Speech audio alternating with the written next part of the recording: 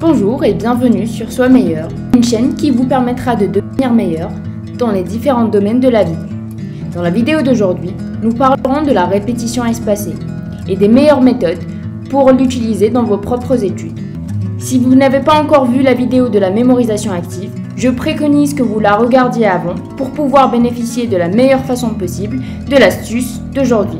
Et ça commence juste après l'intro.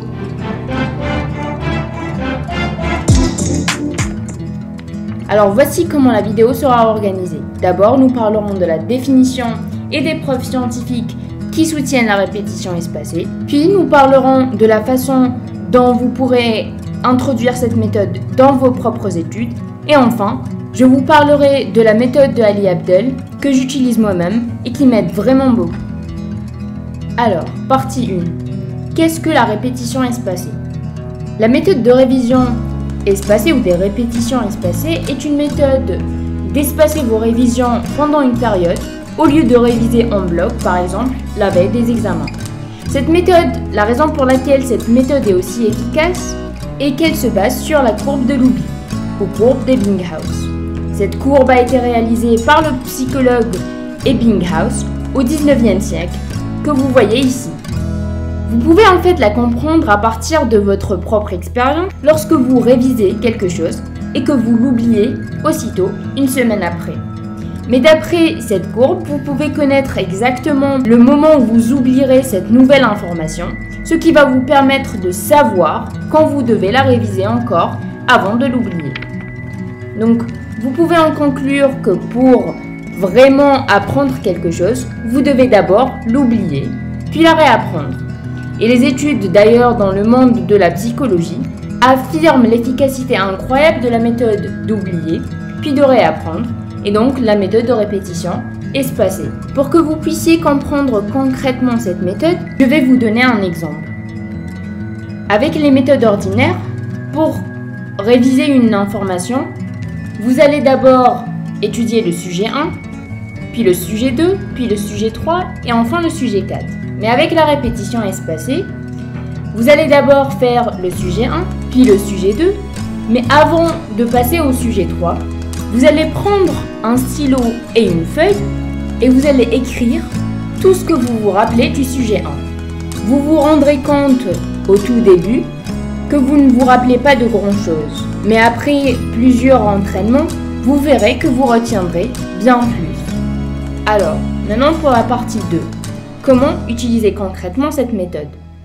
Alors, je vais vous parler de deux importantes méthodes qui m'aident beaucoup, mais vous pouvez bien évidemment utiliser d'autres méthodes. La première méthode que je préconise est d'utiliser l'application Anki. Cette application vous permet de créer des cartes que vous pouvez utiliser que vous pouvez réviser à des intervalles de temps selon la qualité de votre mémorisation. J'en ai déjà parlé dans la vidéo précédente, donc vous pouvez déjà la voir dans la vidéo précédente. La seconde méthode, si on peut l'appeler ainsi, car pour moi ce n'est pas une méthode mais plutôt une information, c'est que la meilleure façon d'apprendre quelque chose, d'apprendre n'importe quoi d'ailleurs, c'est de la réaliser de façon constante, chaque jour, pendant une petite période ou un petit moment. C'est-à-dire par exemple, si vous voulez apprendre du piano, il vaut mieux faire 30 minutes chaque jour que de le faire pendant 3 heures le week-end. Donc voilà. Et pour la troisième partie, c'est le spreadsheet de Ali Abdel. Donc Ali Abdel est un étudiant en médecine à l'université de Cambridge que je vous conseille vraiment de voir. C'est un youtubeur d'ailleurs qui a vraiment du bon contenu que j'essaye dans quelques vidéos de traduire pour offrir les mêmes opportunités au public francophone. Donc revenons à ce spreadsheet ou tableur. En fait, ce spreadsheet consiste à écrire toutes les choses que vous devez réviser et de façon précise. Par exemple, les leçons ou les modules que vous voulez réviser. D'accord. Ensuite, vous devez noter le jour de votre révision, et ainsi que de mettre un code couleur pour permettre de voir la qualité de votre mémorisation. Voilà, donc voilà un exemple que j'ai réalisé moi-même, donc c'est le programme de mes révisions. Donc voilà, le rouge c'est pour les choses que je n'ai pas bien apprises, les vertes sont pour les choses que j'ai très bien apprises, etc. etc. Donc voilà, c'est tout pour aujourd'hui. J'espère que cette méthode vous a vraiment plu.